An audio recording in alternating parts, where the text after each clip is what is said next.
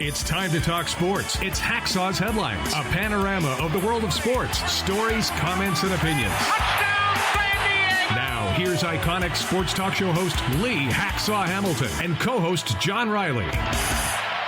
Who wants to talk sports on a Monday? We do, you do. From the DIXIELINE Lumber and Home Center studios in San Diego, coming off of March Madness, great sports weekend, we welcome you to the Monday Bonus Podcast. Good afternoon, everyone. This is Lee Hacksaw Hamilton, along with my co-host, Mr. Airball, John Riley. Yeah, right. And we welcome you to our Monday podcast, brought to you by DIXIELINE Lumber and Home Centers. Lots of locations to serve you. You got ideas and projects for 2026, spring into summer. Think about them. They've got the materials. Think about them when you need ideas. DIXIELINE Lumber. March Madness. Good afternoon. It was crazy. Did you OD on basketball like I OD'd on basketball? Or do we need a couple of days off before we get to this coming Thursday? That's the greatest time of the year, man. Thursday and Friday were jam-packed. Oh. What a great weekend. I watched too much basketball, though. Holy cow. Yeah, there was a lot. I staggered to turn the TV off. I was so exhausted. We're going to go a lot of different directions on this podcast. Item 1, we do sports talk the way it should be done. We put a lot of topics on the table that are important, and we express opinions. But when we're done, you get the chance to be part of this podcast. I'm urging you, demanding you, join us in what we call Fans Forum. When this podcast is over, you take over the back end of this podcast because we allow you to join us in the chat room. How does it work? The chat room. It's like, a special room in the back corner. Yeah, so hey, if you got a question or comment in the world of sports for Hacksaw, drop your hot take in the live chat on YouTube, X, or Facebook, and we'll get you involved in Fans Forum. Just a reminder, write about sports every minute, every day of the week. It's on my website. Have you ever read my website? You need to do that, too. Just go to LeeHacksawHamilton.com, read the best 15 minutes in sports, read my one man's opinion column on the first weekend of March Madness. I think you'll really enjoy it. And check that website every day. It's posted by 7 o'clock in the morning. Better yet, how about a newsletter or two? We offer those in your inbox twice a day. Amazing the amount of information we provide. Join the Hacksaw's Insiders group. Just go to my website, just register in the big orange box on the homepage, fill out, get on the email list. It will guarantee that you will get 2 newsletters a day, every day, Monday through Friday, courtesy of this podcast. We do a lot of different things on social media, but Fans Forum is really important. We urge you to get ready, ask a question, make a statement, stand up, sound off, take a shot if you have to. Fans Forum coming up at the end of the podcast. John, let's talk hoops. Hoops. Yeah, like you were saying, we couldn't stop watching basketball all weekend. Did you watch basketball? I mean, your eyes going like this by Sunday night, you watch so much hoops. Let's just talk about March Madness. I want to talk about the games, the big wins in just a minute. Let's just talk about the upsets, because that's part and parcel of what March Madness is. And there were some surprises along the way, Thursday, Friday, into Saturday. I looked up, and St. Louis University, the Billikens, beat Georgia by 33. Georgia, Southeastern Conference Georgia. One of the haves got beat by a have-not. That's a stunner. Then there was Miami of Ohio, play-in game. Red Hawks hit 16 threes. They sent SMU home in the play-in game. That was an upset. Virginia Commonwealth came from 19 back to beat the once proud North Carolina Tar Heels. Wow. How is that possible? High Point. Who? High Point hits 15 threes, dispatches Wisconsin, a big boy from the Big Ten. And then Utah State, with the 14-1 burst at the end of their game, and the Aggies eliminated big-time East Coast power, Villanova. So we had some really big shockers to start. And then there were some bad games, too. You know, thanks for showing up. You can go home now. Troy State shot 28% from the floor in their loss. Prairie View. I looked up at the scoreboard. They were down by 31 at one point in the first half. They lost by 61. Back to Texas they go. And then Gonzaga, the look on Mark Few's face after they got eliminated by Texas, in which was a real grind, that was a setback. So did any of the upset specials kind of stun you? Well, I love St. Louis and Kareem Abdul-Jabbar out there, Robbie Avila. They're a fun team to watch. I mean, he's really a dynamic player for a big guy. But, I love seeing the mid-majors. It just seems we didn't get as much mid-major action, but it was a few upsets round one, but I don't think any of them made it through to the Sweet 16. No. So that's where we are there. Now, let's talk about big boy basketball, because that's what we had this past weekend. Let's just kind of run through a list of storylines, and we'll start with UCLA-UConn. That was a hell of a game, hell of a fight that UCLA put up without Tyler Bilodeau, their big man. And they hung in there, but then it kind of got away from them. They kind of ran out of steam. Alex Caravan had 27 points. Tevin Reed, just phenomenal. UCLA got gassed at the end of the game, but they hung in there as long as they could against a really good Connecticut Huskies team. And then there was Arizona versus Utah State. Koa Pete is a stud. Arizona is so deep in terms of talent. And USU, they had a great year. They grinded and they fought to hang in there, kind of got away from them at the end. They just kind of ran out of minutes. I think they ran out of players along the way. Arizona's really good. We were treated to something really special here at Vallehouse Arena. What St. John's did, the show they put on, and that game with Kansas was spectacular. Now, it was ugly. I mean, you may love the artistic athleticism of basketball.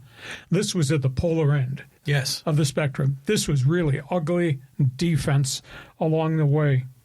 Kansas had 16 turnovers in the game, but KU came roaring back, and then St. John's beat them on a layup with 1 second to go in the game. And Pitino just said, business as normal. He walked off the floor. The rest of the arena is going crazy, and Pitino walked off the floor. St. John's a pretty good basketball team. I'll tell you the one that might be the really scary one has to be Arkansas. I mean, they have blown out 2 people now, and Derek Acuff had 36 in the second game of the tournament after scoring 23 in the first game. You talk about give me the ball, let me shoot threes. Acuff, Arkansas, real deal. Michigan Wolverines, boy, they got bigs. They got bigs coming at you wave after wave off the bench. EX Lendenberg had 25 points as they won their second-round game against St. Louis University. And then there was Iowa State. That game with Kentucky, wow, all the lead changes.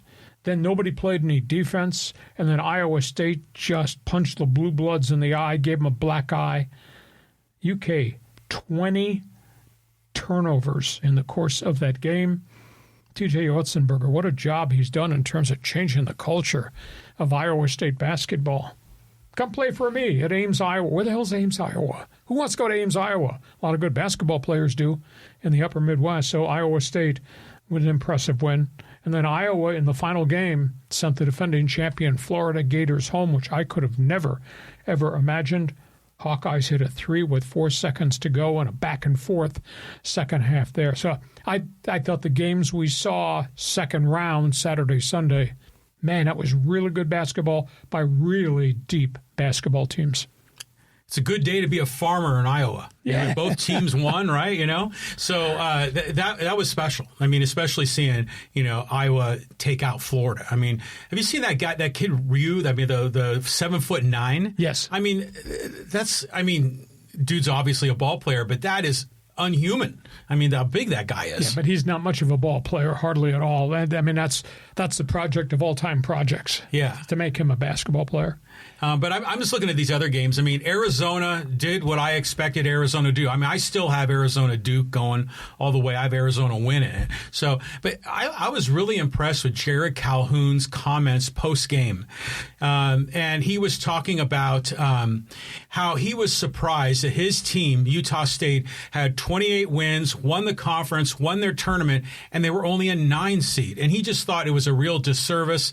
He also commented about how it's an ugly breakup about Utah State and the other teams that are leaving the Mountain West to go to the Pac-12.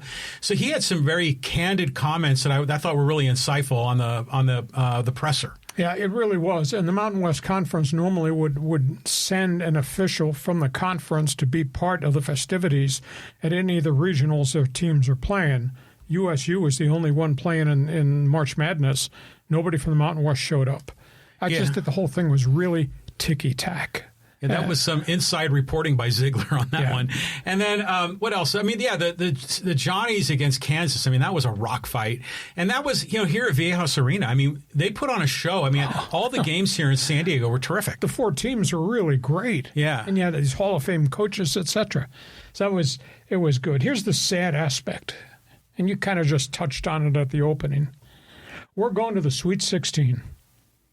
And I hate to say I told you so. I told you so. There are no mid-majors left. And I don't think we're ever going to see mid-majors again in college basketball in March Madness because the big boys all have money. The big boys all can sign anybody they want from anywhere. And the big boys are going to have the bulk of the great players and depth on the great players. And the mid-majors don't. Well, I disagree with that. I think Gonzaga is still going to make Sweet 16s in the future.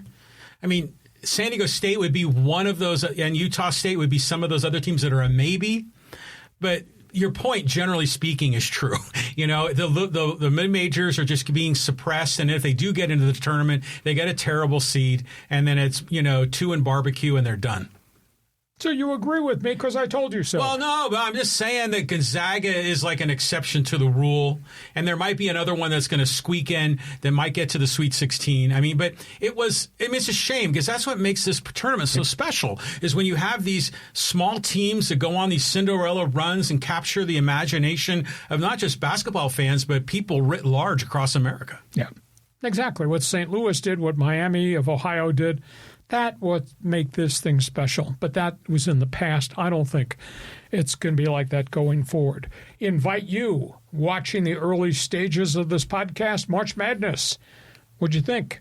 Like that fit? Boy, big boys got a lot of good players. I mean, there's a lot of great basketball is being played. Feel free, join us. Fans Forum chat box is open.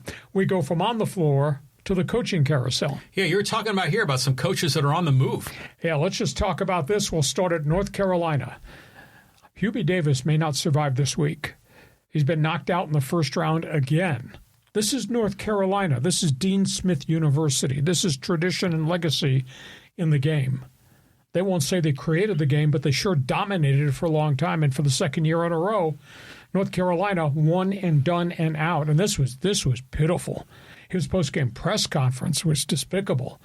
He was curt. He was angry. It wasn't a lot of fun to be around. Maybe he won't be around much longer. They're talking about a buyout of the $5 million he's owed on his contract. Hubie Davis at North Carolina. UCLA, I thought, put up a real good fight, considering how dinged up they were. But in typical Mick Cronin fashion, screaming and yelling and getting a technical, changed the whole momentum of the game.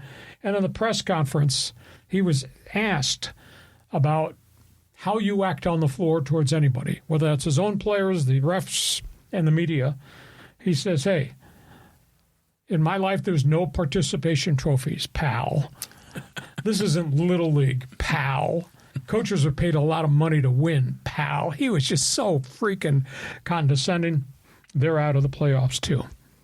Arizona State, we're waiting to see if this happens. Sun Devils, of course, got rid of Bobby Hurley a week ago. They are supposed to interview this week. It's either Monday, Tuesday, Wednesday. Randy Bennett, St. Mary's. Hey. So he may opt out there after that great run up there. We'll also talk about other people. The Bonnies. Bonnies. St. Bonaventure interviewing Bobby Hurley. Arizona State. That'd be a good fit. I don't think he's done coaching, despite the bumpy ride he had at Sun Devils. I mean, he had more good seasons than he had bad seasons, but he never took it to the next level and kept it at the next level. But St. Bonaventure, whose head coach was there forever, has retired. They're interviewing Bobby Hurley. Syracuse, very popular hire. You know, Jim Boeheim was there forever. They hired one of his assistants, Red Autry. It was a disaster. Haven't been to the NCAAs in 5 years. They've just hired Jerry McNamara, the guy that put Siena, tiny Siena in Albany, New York, put them in the NCAA tournament. So Jerry McNamara goes to Syracuse. Creighton has lost a really good one. Greg McDermott has just announced his retirement, won like 515 games over the course of his career. That's a prime example of a mid-major guy at a non-football school taking a program and elevating it and keeping it up there for a long period of time. He's a really good person. Greg McDermott announcing his retirement. And as great as Alabama is, Alabama's kind of sleazy in basketball. I'm surprised that nobody has really pointed a finger yet at Nate Oates, their head coach. You know, 2 years ago, 3 of his players were implicated in a murder-for-hire case, including a first-round draft pick who reportedly drove a guy with a gun. And the guy was given a gun by another tied player and killed a man. And then last week, his star guard was arrested being a drug dealer on campus. They found 2 pounds of marijuana, all types of drug paraphernalia in the university apartment of Aiden Holloway. And he is now facing all types of felony charges. And they went on Aiden Holloway's phone, and they found all these texts of Holloway making drug deals with people. Holloway said, personal use. Holloway's going to prison. I asked the question, this coach, that laundry list of bad citizens representing his team, I don't care how good they are. And they hit 19 three-pointers last night in their final win on Sunday.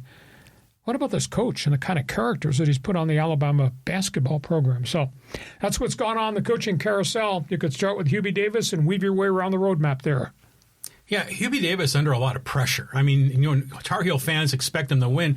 It just goes to show you the difference that a coach can make. I mean, look what Pitino did, you know, coming into St. John's. Which had been down. Had been down, and they're coaches that know how to win. And as great of a ball player as Hubie Davis was, is he a good coach? I mean, that's open for question. Doesn't appear that way. Yeah. And I'm looking around here. Cronin, yeah, you're waiting for the shoe to drop with that guy. St. Bonaventure, where is that? Olean, New York, just south of Buffalo and Rochester. Oh, wow. Okay. That's where Bob Lanier played way back in the day. Bob Lanier. Yeah. Wow. I know St. Joe's is in Philly, right? Exactly. Okay. So and is St. Bonaventure also in the Atlantic 10? Yeah, they are. Okay, interesting. So Bobby Hurley may land there. Yeah, man, and yeah, we have Greg McDermott's another example of a coach that can transform a program. Yep. And as far as the Alabama thing goes, yeah, it's a legit problem if there's like a murder for hire kind of thing going on. But I don't know. Dealing marijuana is like that's a different level, you know, it's compared to murder for hire. But it's in Alabama, you know. And when the hell are you dealing drugs when you should be getting paid by NIL? I mean, it was just a really dumb move. Yep. But I mean, these days, that's more of a slap on the wrist. It really should be. Yeah. I don't know. Maybe not in Alabama, though. Guy's a drug dealer. Yeah. My point guard averaging 16 points a game in his leisure time must not go to class because he's doing drug deals. It's right there on his cell phone. Doesn't affect his play. Jeez. Absolutely amazing. So you got an opinion on the coaching carousel? Feel free. Jump on board. You know, we do have followers up and down the West Coast. I'd like some impactful comments on Mick Cronin, who he is, what he represents, how he acts. I request join us, jump on board, Fans Forum chat box. Give us some opinions on what's gone on at UCLA. We go from that. Let's talk about the NBA. Yeah, the Lakers continue to be torrid. I've never expected this. Never in my wildest dreams. This is a team that had lost 20 games this season by double digits or more, including 30 and 31-point losses. And now look at the Lakers where they are. Look at that record. Lakers have won 9 in a row. They've won 12 of their last 13. And look at how they've seized the NBA West race at 46 and 25. And how about Luka? Despite all the personal problems off the floor, this divorce back in Slovenia, Luka scores 40 one night, comes back the next night and scores 60. 60? He's got 100 points and back-to-back games on consecutive nights. Wow. Talk about being in shape to run the floor and do what he's doing. That was really impressive. And you add in the fact LeBron's approach to the game looks really different right now.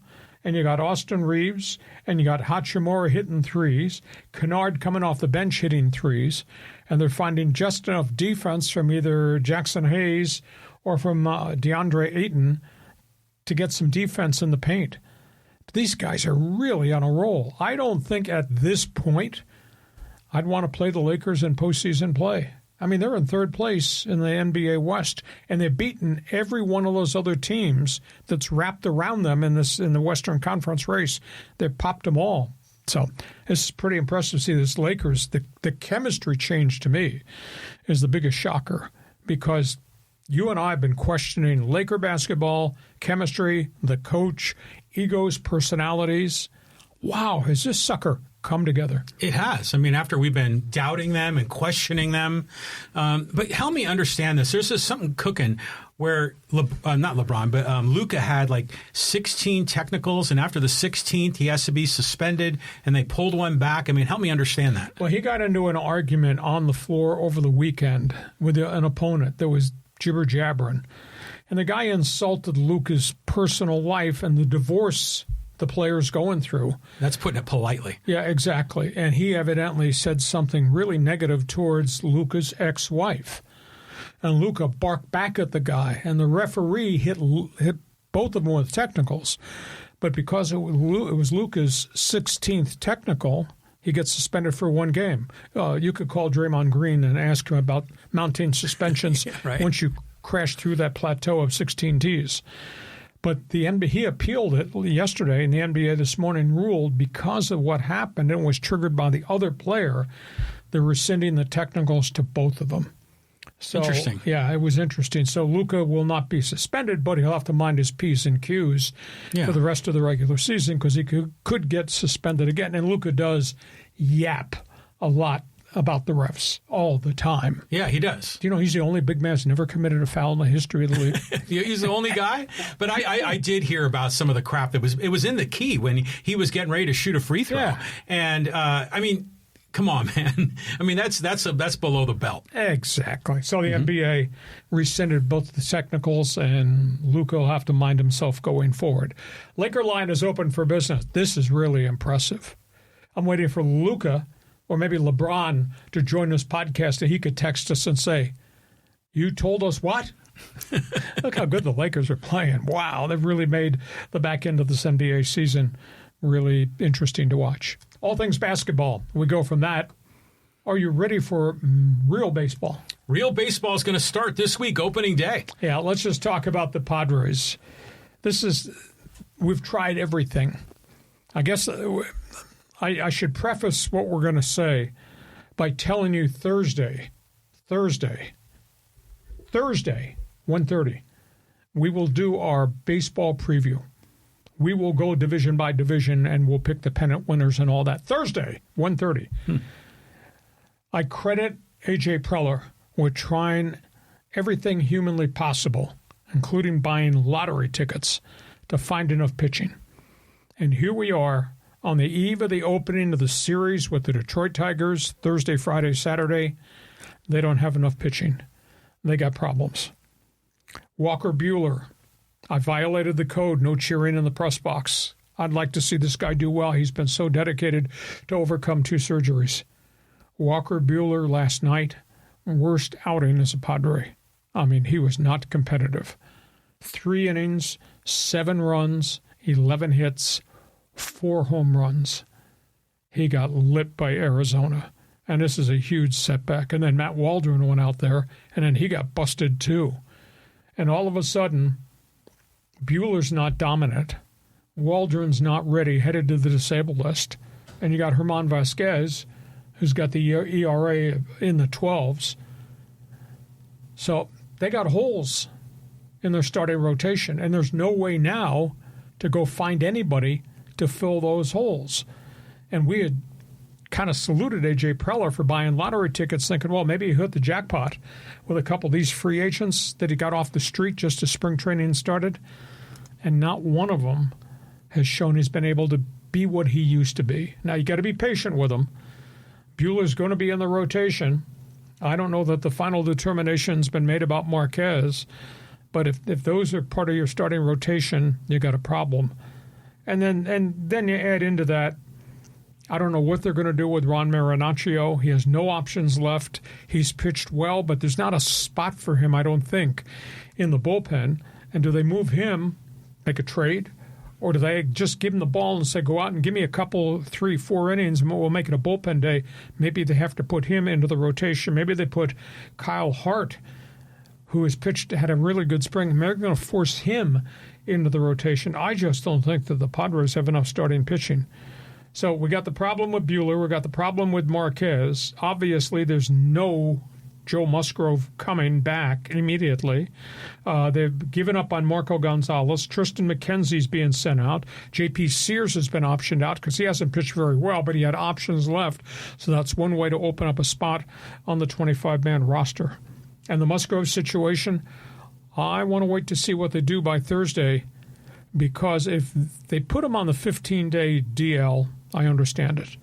But if they put him on the 60-day disabled list, that means the setback was much more severe than they let on or we even realized. Mm-hmm. And he's done nothing since March 6th, and here we are headed to the last week of March. So it's a big setback. And in terms of Michael King, he's shown he can give him 3 quality innings, but he's not been able to do anything beyond that. He was out there between 80 and 90 pitches in his last start. He just was not sharp, and he got whacked all over the field. So, I mean, we're sitting here with a starting rotation of Pivetta, who we trust, Randy Vasquez, who for the most part had really good starts in the spring. That's 1 and 2. King, 3-inning pitcher. No. That's your third starter. And what are you doing to 4 and 5 now? I mean, they got problems. They tried so hard buying lottery tickets on these guys, and not one of them's worked out at this point in time. So I would have never thought we would have gotten to opening week of the season with so many question marks about Padre pitching right now. Good news, Ty France made the team. He hit his way onto this team. Good news, I love their bench. I mean, between Ty France, Castellanos, and Miguel Andujar, what they've got coming off the bench, those are proven hitters who are going to play a lot of different positions for them. So I'm pleased with that. But this pitching thing just it's like a neon light flashing in front of me that they're not ready for the start of the season. Okay, you are allowed to do this podcast with your heart, but sometimes I'd ask you to give me an answer with your head. Well, I wonder if you have a cold heart, because it's not as bad as you're making it out to be. Now, granted, it's not perfect. This rotation's got question marks. I'll give you that. Wrong? No, but you're writing Walker Buehler off like he's finished, and Germán Marquez finished. I mean, Buehler is reinventing himself, and that's going to take time for him to kind of. He's kind of throwing the sweeper for the first time in a long time now that his elbow isn't barking. He's throwing way more off-speed stuff. Mm-hmm. I mean, for all we know, he might have been experimenting with some things. He already got, the promise that he was going to be in the starting rotation. And then Marquez, you just think about Marquez as he spent his whole career in Colorado. And coming here to pitch in San Diego, I mean, that's going to be a big benefit to him. I don't think he's going to be nearly as bad as he was last year. That was a really bad year for him. Yeah, but he's had 5 starts in spring training, only 1 decent appearance, and the rest of him he's been rocked. And I'm not banging on the guy. The guy's a victim of injuries. I'm not banging on Buehler. I'm a big Buehler fan.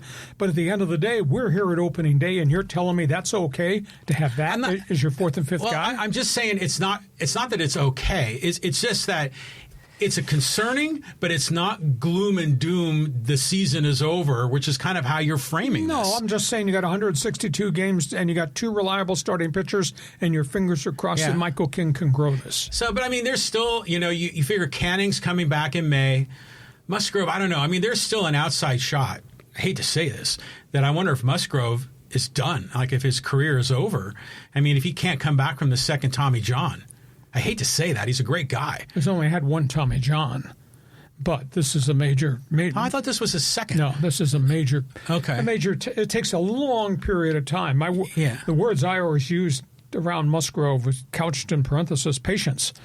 But geez, this has been a big setback because they thought they were doing all the right things there.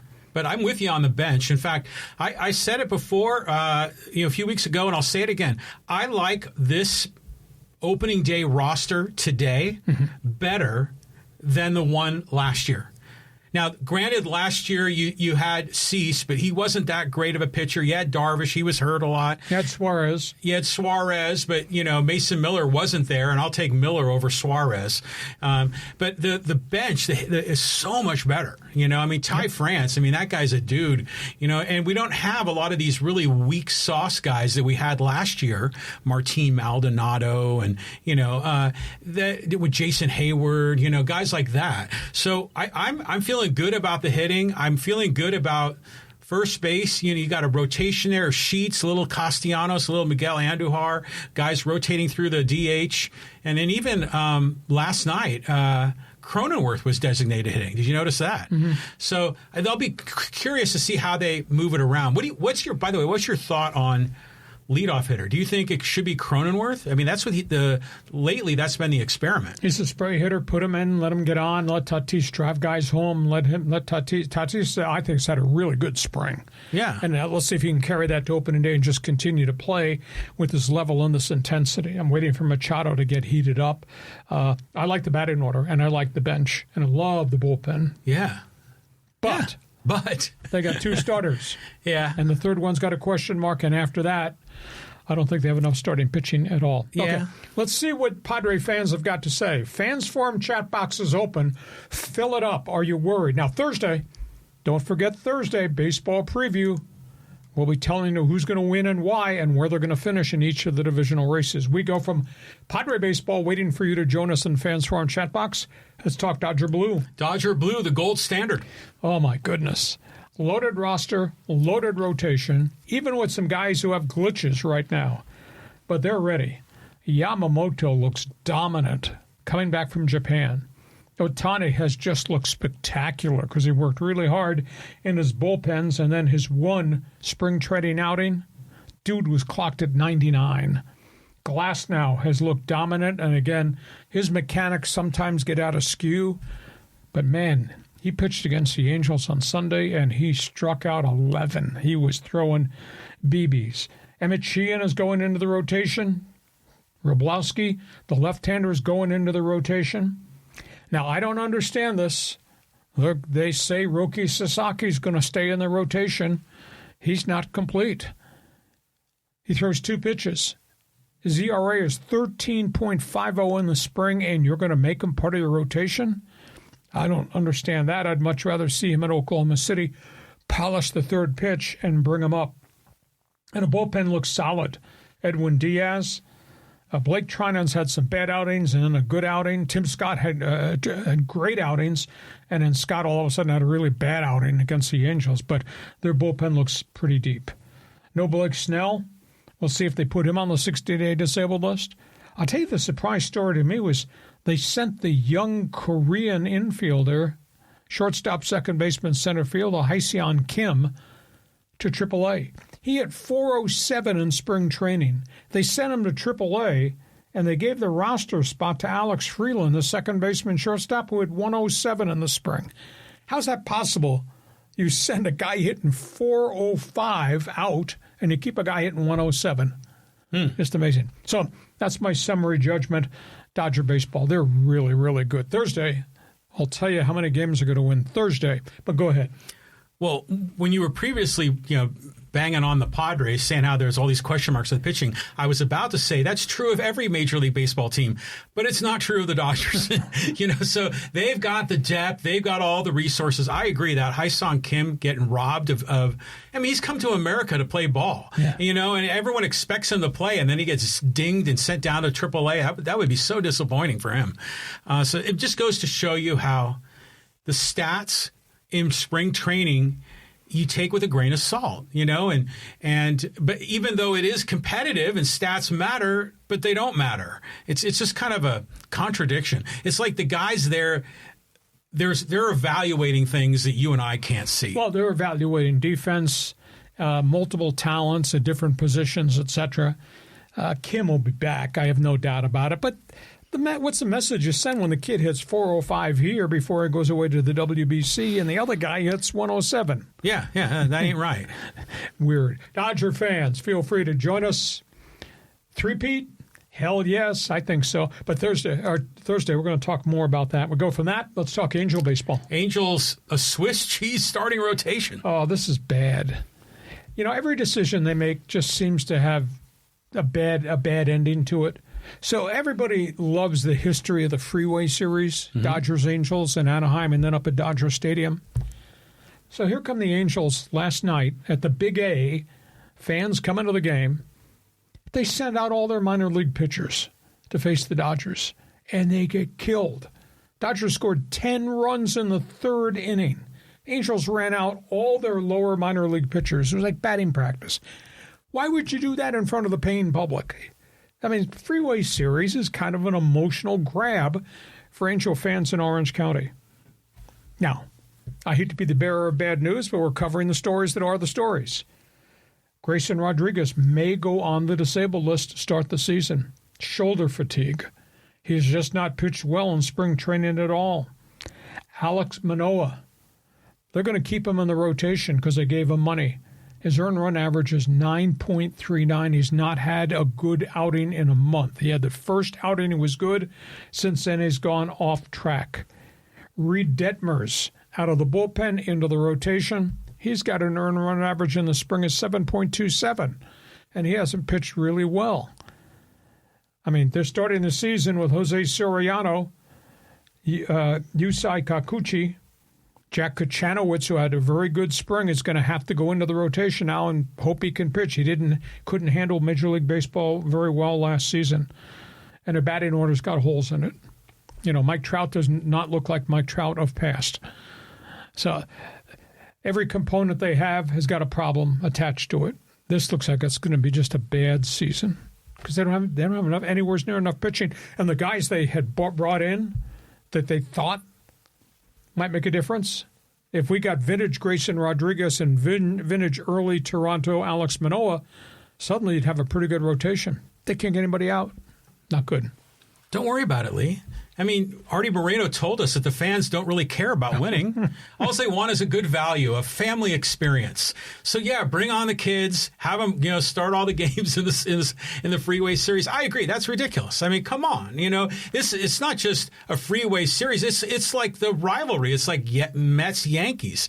I remember as a kid in the preseason games between the Giants and the A's, like right before the season, that was exciting. Mm-hmm. That was that was before they had interleague. It was really cool. So everything about this Angels team. Every decision they make goes off track. Yes. And it's just, if you're a season ticket holder for the Angels, I don't know how in the hell you keep renewing every year. I mean, honest. Well, their prices are affordable. We're going to talk about that on Thursday, too. I got some angles to a story here that I'm working on that you'll like. Angel fans, feel free. Fans Forum chat box is open. And again, a reminder, Thursday, MLB preview. We'll break down the divisional races. We go from that. Let's go to the baseball notebook before we get to halftime. Yeah, we got stories all around the league. Let's start in Cleveland. You know about the Indians pitchers, Emmanuel Clase, Luis Ortiz. They're going to trial in November for pitch rigging. Major League Baseball worked with the union, and the union agreed. For the first time, the union's taken a stance against a player who's turned out to be a bad citizen. Emmanuel Clase comes off the restricted on leave list, goes on the restricted unpaid list. He loses his contract. The union signed off on it. Oof. This is after the FBI report showed that they have evidence that Clase rigged 250 pitches in 74 games. That's a lot. Over 2 years, including games in the playoffs. Unbelievable. So Clase going to trial, will not be paid. Roster cutdown day. Strange decisions. We talked about the Dodgers. How about this one? Jason Dominguez, Yankee outfielder, hitting .325, sent to AAA. I mean, it's really strange. Now, he's a man without a position because they got so many other quality players there. He hit .325 in the spring, and they sent him back out because he had options left. So that's kind of tacky. Philadelphia, pretty good rotation. Now, I mean, they're all amped about Nola. And so far, so good in terms of Zach Wheeler and his recovery and throwing bullpen sessions and sim games. They just brought up Andrew Painter, who's their top AAA pitcher. He's going to start in the rotation. One other note with the Phillies. Think about how to see this happen. On Sunday, one of their young relievers, Daniel Robert, working in the bullpen, collapses, clutches his chest. Cardiac event. Now, he's a young pitcher who's had a defibrillator. Is that like a heart monitor or a heart pacemaker? Something like that. He's already had that inserted. And he went down in a crumbled heap like he was having a heart attack. Wow. And they got him to the hospital. They got his heartbeat. He's got a arrhythmia problem. They got it stabilized. But how scary would that be to see one of your top young pitchers go down in a bullpen session? Wow. So that's the story there. Arizona getting ready to start the season. Ooh, boy, all of a sudden. Is there something wrong with Zach Gallen? He has not been dominant this spring. He didn't have a great year last year. Diamondbacks brought him back on a one-year big money contract. He gave up 4 home runs this past weekend in his final start. And Merrill Kelly leaves the workouts. He's going on the disabled list. He's starting the season with a bad back. So Arizona's got pitching problems. And we don't have Atlanta posted up here, but this story just broke as I was coming on the air. 3 of the 5 starters in the Atlanta rotation are on the disabled list. Spencer Strider has just gone on with an oblique injury. And, of course, they already don't have Schwellenberg back. And they had lost a third young pitcher early in the spring with elbow surgery. Atlanta is just an absolute mess. They just can't keep their pitchers healthy. And Strider is, they got Chris Sale, and that's all they got. And Strider is such a warrior on the mound. He's had 3 different injuries now in the last calendar year. He just did an oblique. He's out. He's gone on the disabled list, too. So, John, you want to start on rigging pitches? The Yankees, go from there. Well, first I want to say is, these pitching problems are happening all around the league, except at Dodger Stadium. So no Class A, right? What a dummy. What are you doing? You say it was over 250 pitches in 70-something games. 74 games over 2 years, including the playoffs. That's like 3 or 4 pitches a game, if I'm just roughly doing the math in my head. And they've got his cell phone texting the bettors in the stands that when he comes in the 8th inning, they're using hidden language when to throw the bad pitch. See, now this is where you got to drop the hammer. You say no pay, great. Hopefully he goes through a due process. He goes to prison. But that he was certainly booted from the league. You're banned for baseball. As bad as Pete Rose was, he wasn't this bad. He wasn't making calls to the bettors and the bookmakers in the dugout, was he? Doing it from the team hotel and from the manager's office in a stadium. Yes. Okay, all right. And then the Jason Dominguez thing, that guy he's a stud. I've seen that dude. His arms are guns, man. That guy can mash it. So it makes you wonder, here you got a guy hitting 325 in spring, doesn't make the team. But go back to your childhood days when you were a kid, and in the 1950s, for example, there were only a handful of teams. There must have been so much talent that was stockpiled at AAA Norfolk that never got to the show. Yeah, exactly. So it must have been so much worse back then. So it just kind of then goes to show you, can the league expand? Is there enough talent to fill a couple more rosters? I think so. Yeah. Okay, that's all things baseball. Fans Forum chat box is open. Still to come, we're going to talk NFL. We've got some other stories we're going to get to, too. Want to remind you, this podcast brought to you by DIXIELINE Lumber and Home Centers. You got projects, they got materials. You want ideas, they can help you a great deal. DIXIELINE is known for so many different things. Now, I'm going to make a statement here. Oh, here we go. Here we go. It's been hotter than Hades here in San Diego. Yeah. All right, in March, we had 3 days last week. In my driveway, in my front yard, it was 103, 107, 110. Yeah. Unfreaking believable how intense the sun has been. Do you know I have yet to turn the air conditioning on in my house? Despite those temperatures. Why? Because night it cools down, we open windows, but I got great windows and I got great doors because of DIXIELINE lumber. Yeah. And that's the reason my house is really cool when we get bad heat. And in the winter, when you do run the furnace, it stays warm. The cold does not get in. It's just kind of cool. So show them the pictures. Just explain. Show them the pictures. What the windows and doors from Dixieline are all about. Whether it's an old house or you're building a house or you're going to renovate a house. Go ahead, John. Well, it's like what you're talking about when you replace all your windows. It's like insulating your house and sealing all those little cracks, because windows break down after about 10 years, and so they do need to be replaced, and it does make a gigantic difference. But I really like these big doors here. We were at a place yesterday in downtown San Diego on one of the high rises, and they had those accordion doors like we see here on the video, that the whole living room would open up to the outside deck that had the view of San Diego Harbor. Oh, you could talk about rich and famous. That's all right. But it was cool. And what it is those doors, those big doors like from La Cantina and Anderson, those doors, they can slide into the wall, they can move and expand like an accordion, and they can just radically transform the way your home or your high-rise condo, how it integrates inside with outdoors. And the other unique and tangible things about doors and windows from Dixieline, for example, you're making an investment for your lifestyle here. You're making an investment in your house. Oh, totally. If you ever get to the point where you want to sell this castle that you live in here, those doors and windows have great value. They do. Yeah, and great curb appeal. So, Dixieline Lumber, just go to Dixieline.com to see all the things they have. Now, I promise you I will turn on the air conditioning somewhere during the course of the spring into the summer. I just want you to know how cool the windows and doors were and what it meant to the inside of my house, courtesy of Dixieline Lumber. Okay, a couple of points of business. Thursday, baseball preview. We're going to look at each of the divisional races with some candid comments, and you'll be part of the baseball preview, so join us at 1:30 on Thursday. Also want to remind you, if you love sports, we want you to join us at the end of this podcast. It's called Fans Forum. I want you to join us in the chat box. How does it work? Look at all these guys piling in. I see Casey. I see Sports Fan, Retro. Who is that? Hermes and Pecky and Nathan and Roberto are all in the house.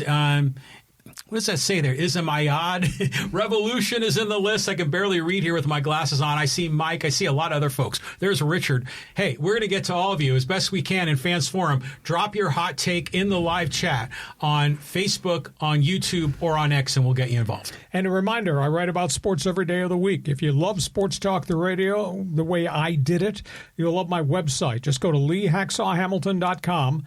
Punch up the best 15 minutes in sports. It's all written. It's right there. Every story in the world of sports, you'll really enjoy it. Plus my one man's opinion column. Every morning it's posted early in the morning for you. In addition, you can get our newsletters. We send out 2 of them every week. How do you do that? Real simple. Every day. 2 every day. My glasses don't work. If I wear my glasses, I can't think. Okay, hit the reset button, Hacksaw. So, go to my website. On the homepage, there's a big orange box. It's for Hacksaw's Insiders Group. Fill out the information. Get on the email list. When you do that, you'll get 2 newsletters every day. Yeah. John and I put out 2 different newsletters direct to your inbox. It's absolutely free. Want you to share. Tell everybody what we do Mondays and Thursdays at 1:30. Subscribe. When you subscribe on the YouTube channel, you will get the alerts. Ding, ding, ding, ding. Every time we put additional videos up. John and I counted last week. We put 28 additional videos up on my YouTube channel. So you'll get the alerts every time something new shows up on the YouTube channel. So share and subscribe. You can help us grow this thing a great deal. Hit the button that says thumbs up. Hit the button that says follow. And for those of you that are with us on Apple, give us a 5-star rating. 5-star, pal. It really helps us grow this podcast. And, of course, want you to follow me on Twitter, on X, become part of Hacksaw's Twitter all-star team. Just type in my name, Lee Hacksaw Hamilton, hit the follow button, or at Hacksaw 1090, hit the follow button. We're in the air. We're everywhere globally. Social media, man, we're killing it. It's amazing how many followers we have. Oh yeah, and we don't have a radio station behind us either. Which we're doing all right. We'd love to grow it more. Right on the cusp of 10,000. But listen, we offer a lot of different content, so join our team one way or the other. Okay, we move on to the second half of our podcast before we go to Fans Forum. And we're talking NFL football. Wow. NFL football, always in the news. Yeah, let's talk about the National Football League. Roger Goodell keeps dropping hints. They are now discussing a proposal that they're going to present to the union for the 18-game schedule. I don't know how this is going to work because I've been a proponent. I know everybody loves to watch NFL every weekend. I don't know how the hell the players can hold up to an 18-game schedule physically in recovery time. What they're proposing is a 17-game plan for every player, even though it's an 18-game schedule. Oh. You would play only 17 games. You'd get 1 game off, and you get 2 bye weeks. So the players would get, in effect, 3 weeks during the season they would not play. It'd be up to the club to decide which players would play a 17-game plan and which players would be there for all 18. Do you sit your quarterback? I don't know about that. Do you sit your injured running backs? Yeah, maybe. Do you sit your left tackle? No, I don't think so. So anyhow, this is kind of bizarre. This is on top of money and things that will have to be exchanged and reworked if we go to 18 games. The union supposedly is dropping hints that we want a roster increase. We want an active game day roster increase. We want a taxi squad, developmental squad roster increase. Yeah. In essence, the union wants more money for the star players because there's an extra game, and they want additional roster spots, more money for all those players. Yeah. So that's the latest there from Roger Goodell. 17-game plan for players. The team would have to decide who plays 18 games and which guys would get the additional week off. I'm glad in Pittsburgh they have their priorities set straight. Do you hear about this? City of Pittsburgh School District Oh, yeah. has postponed classes for 3 straight days, the end of April. The 3 days of the National Football League draft is going to be held in the city of Pittsburgh. Yeah. Celebrate all things NFL, don't have to go to class. That's cool. Arizona. You know, there's been a lot of conversation. We talked about the story about a month ago, the terrible tragedy of Rondale Moore, the young wide receiver that killed himself an hour after texting friends and cracking jokes. A.J. Green, longtime NFL player who knew Rondale Moore, just ripped the union. He says the union is all about getting all the money they can for every player, rightfully so, but the union's not taking care and paying attention to the mental health of football players. And used Rondale Moore as the prime example that mental health is really, really important. Kansas City, it's been a weird offseason from a roster standpoint for the Chiefs. Obviously signing the Super Bowl MVP, running back Kenneth Walker, but they lost a ton of players on the back end defensively. They're about to make a move. They are negotiating with legendary Pro Bowl defensive end Cam Jordan on a 1-year rental from the New Orleans Saints.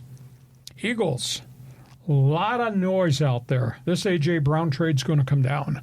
It's going to come down sometime at the end of May or into June for salary cap purposes. Can't believe they're going to trade a 4-time 1,000-yard receiver. But they're talking A.J. Brown. Cleveland is in the mix. They're talking to New England. They're talking to the Rams. He's going to be traded, which to me is just a stunner in Philadelphia. New York Giants. This is terrible. Why would he say this? Why would he even think this? We're talking about the very popular running back Cam Scatterbo. So he goes on a podcast with friends, and they're talking about injuries and all that. And, of course, he got hurt this past season, which wiped out half the season after a great start to his rookie year. And he starts making comments about concussions and CTE. Cracking a joke, you guys just need to toughen up. He makes a crack about asthma. You know, that shouldn't impact your ability to play. And I'm thinking to myself, how tasteless, how uninformed. And it's just, the light bulb goes on. And I like the kid. And the kid's a really fine, tough guy running back. Sure, it sounds off he's coming off like a dumb jock. Why would you say anything about concussions and CTE and make a joke about it like the player's not tough enough?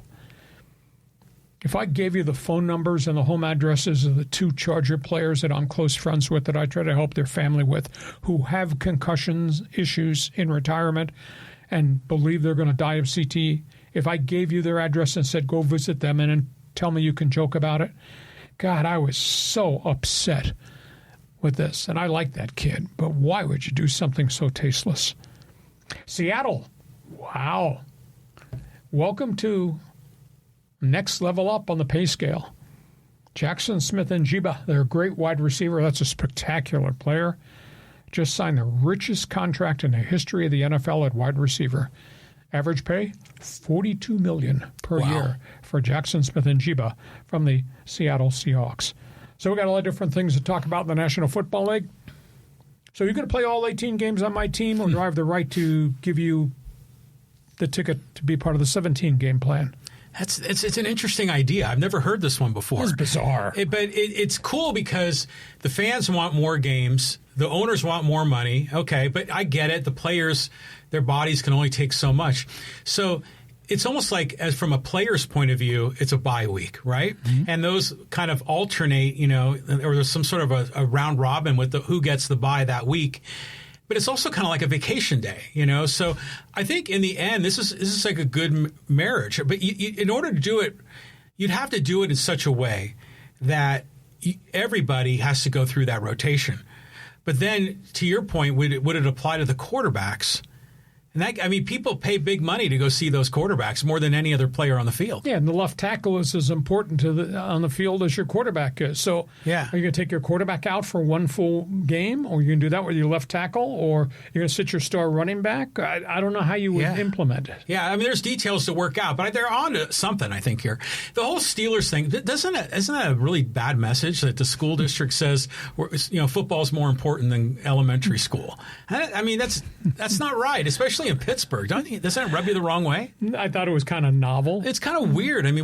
It's just they're in there for the draft, and I know the draft has turned into a big event these days, but that just seems odd to me. But everything else, it's just interesting how this sport stays in the news every day of the year, 365. Oh, on the Cam Scatabo thing. Yeah, stupid comments to make. I agree. That was dumb. But, he's a young man. He likes to think of himself as a tough guy, more so than in the average running back. So I can see why he might be full of himself and saying that sort of thing. But just talking about injuries and everything these players go through, I was reading this article, and I can't remember, was it called dry needle? It's like a form of acupressure or acupuncture where they drive these needles deep into the muscles of these NFL players, and it works way better than a massage. Yep, for blood flow. Exactly. I didn't really know that to that detail. And what about your comment about Rondale Moore, Arizona, the union, and the criticism from legendary wide receiver A.J. Green? Yeah, we got to take care of these players. This is modern gladiator games here, We've got to have, people have got to speak up. And I just wonder, again, going back to the tough guy culture, do the guys in the locker room, do they want to cover for their guy and try to pretend it's not as bad as it is? Or, what's the dynamic in there? Are people really looking out for each other? I don't think they are. And, the union should be looking out for the mental health care. And that message has to be delivered from the union to their clientele. Agreed. So that's where we are there. You got a comment about the NFL Notebook? Fans Forum chat box is open because we do sports talk the way it should be done. We cover stories, and then we have opinions on those stories. Let's go from that. Let's talk college football. Yeah, we got some spring football with San Diego State and the Oregon Ducks. Aztecs, first day on the field today. 51 new players. Quarterback competition beginning. Jaden Denegal, totally healthy after getting hurt opening day and then re-injuring the shoulder later in the season. He's back on the field throwing. Stone Saunders, the flashy quarterback who transferred in from the University of Kentucky, he's going to compete for playing time, maybe the starting job. Only time will tell. We'll see what this is like when they get through the 15 practices. They're strong at running back. They bring back a whole number of wide receivers, but they got to rebuild everything else. They have such a massive challenge ahead of them to find the right offensive lineman, rebuild the defensive front, and go replenish the award-winning secondary because all but one of those guys is gone. So it's a massive challenge for Sean Lewis. The other story is out of the University of Oregon, where spring football has started. And this all entails mental health, too. Dante Moore, who's projected to be maybe the first quarterback to go in the draft next year, admitting last week that he has fought mental health problems for 2 years in a row and is thankful that Dan Lanning and the University of Oregon there was there to provide him with direction. Dante Moore's mother has fought back from breast cancer, very ill. He thought he was going to lose her. In fact, he was going to leave school, but he stayed. And with help from the University of Oregon, he has really bounced back. And I think it kind of encapsulates the phrase that I have when I talk about mental health with athletes and players. It's okay not to be okay. It's okay to ask for help because I am not okay. More players need to do that, whether it's Dante Moore who did it and Dan Lanning helped him, or whether it's the NFL players who just seem to have so many problems in life, and a lot of guys in that locker room don't seem to pay attention. It's okay not to be okay. You're not okay. Ask for help because it's there. Yeah, I mean, these guys are like 19, 20 years old, moved away from home, thousands of miles away. And you like to think of them as these, superheroes on the field, but they're regular humans. And frankly, mental health it's not just for athletes. I mean, it's becoming more accepted. It's not as taboo as it used to be, and that's good. Yep. Now let's go back to the Aztecs. Now, first of all, they had a good recruiting class, didn't they? They did, but there's a ton of transfers, but that's new pieces in a very, very different system. So you need reps, you need snaps, and then you got to see how they're going to play in live fire. It's a massive rebuild. Last year, his whole offensive line was back. Last year, he was finishing up the run with virtually the whole defense back. The whole defense is now gone. Some transfer portal, others obviously moving on, graduating and hoping they get a shot in the NFL. Massive holes on defense. Yeah, I mean, this is par for the course now with transfer portal. But, Denigle's coming back from the injury. They got that other quarterback from Kentucky. I mean, do you think that Kentucky guy can displace Denigle? Is Denigle going to be healthy? Is Denigle going to be active in these spring workouts? Well, Sean Lewis said yes, he's totally recovered. He's on the field this morning. Oh, good. And we'll see Stone Saunders is very different than Denigle. Denigle is tall and lean and runs the pocket and's got a little extra speed. Stone Saunders is built like a linebacker. Oh. And he can run some, but he's like 6'1", 210. He's just... Oh, wow. So I'll be intrigued to see. But big rebuild job. Holy cow. I have one request, though. When you do the spring football game, don't make it flag football or something goofy. It's not going to be the Beer Olympics. They are going to have a spring scrimmage. Good.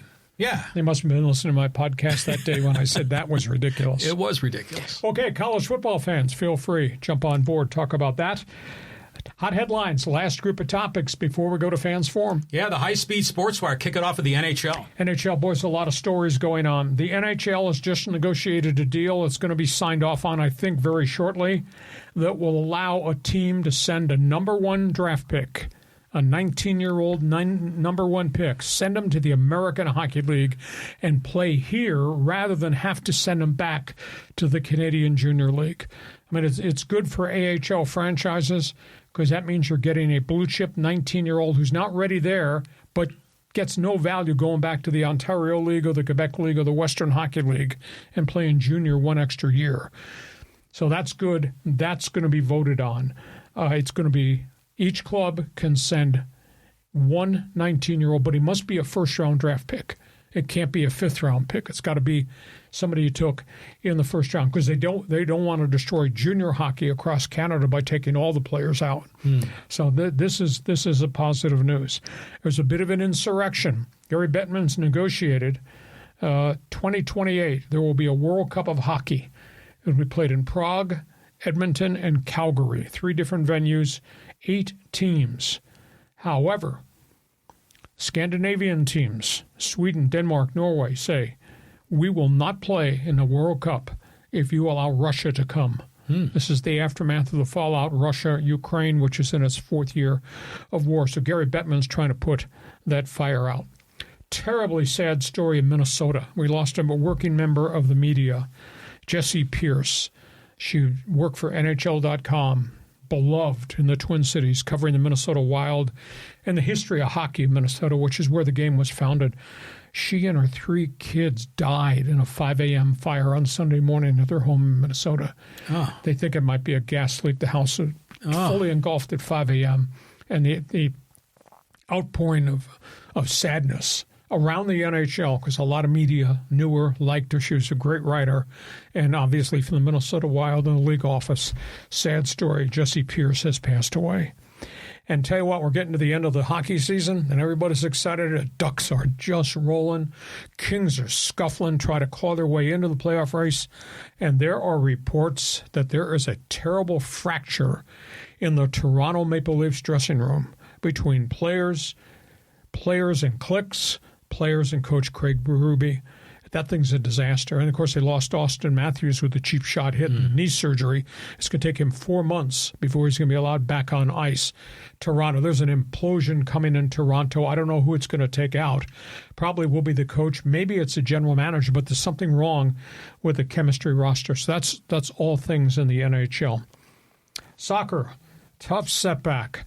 SDFC blows another lead. Gave up a goal in the 85th minute. And then took a red card, had to play shorthanded, and wound up in a 2-2 tie with Real Salt Lake. That's the second game in a row in which they had a lead. The lead got away from them. Now they're still unbeaten in MLS, which is fine. They're 3-0-2, but this was a win that they probably had in their pocket and let them get away. Manchester City, English Premier League. That's the logo right next to SDFC. They blitzed Arsenal in the FA Cup. You know, you play the English Premier League schedule is one thing. You try to win that championship. But there's the Champions League, and then there's the FA Cup, and there's all these other tournaments. You try to get trophies in each of them, which adds to the glory of your franchise and more prize money to your franchise. Manchester City blew out Arsenal 2-0, which was really amazing. Arsenal is the number 1 team in the English Premier League. Formula One. You know, we're 2 weeks into the season in F1. It's like being 2 weeks into the baseball season. We don't see managers get fired 2 weeks into the baseball season. No, hardly ever. Right. Formula One, Aston Martin, which has been a total disaster this year with a new car. They let go their team director. They've had problems with engine. They've had problems with vibrations. Both their drivers wound up in the hospital with nerve damage. So Aston Martin fired its team director who supervised the entire Honda engine installation and now has all these problems. And Audi has also fired its head of racing. That's 2 marquee jobs at the top of the chain, 2 different teams, 2 weeks into the season. You never see that. And NASCAR, period, exclamation point. Michael Jordan has arrived. You know, we talked about Michael Jordan's 23X team. Mm-hmm. They won the first 3 races of the season. They came back and won their 4th one at Darlington. Wow. Tyler Reddick, get this. Tyler Reddick wins the Darlington 400 in the heat and humidity of South Carolina. He had battery problems, which put him in the pits. They never got the battery problems totally solved, yet he went out and he raced.